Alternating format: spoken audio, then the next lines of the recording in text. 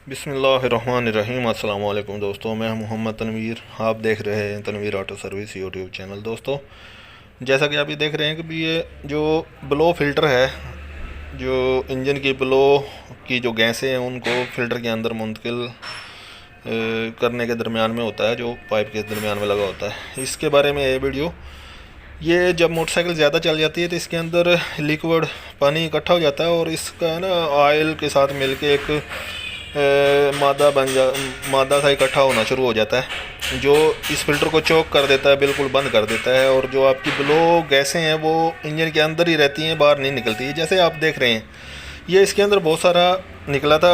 मुझसे गलती हुई कि भी है ना, मैं मुकम्मल वीडियो इसकी नहीं बना सका। मैं गलती से है ना बस उसको वीडियो को रोक के और वो बाकी काम करता रहा।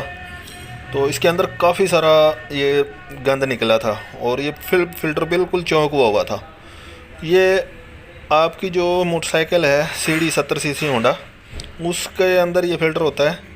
तो ये इंजन की जो ब्लो है, गैसें हैं जो, वो उनको इंजन के अंदर ही रहती हैं।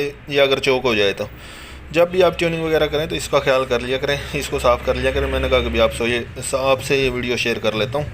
ठीक है दोस्तों, उम्मीद है कि वीडियो पसंद आई होगी। शुक्रिया, अल्लाह हाफिज़।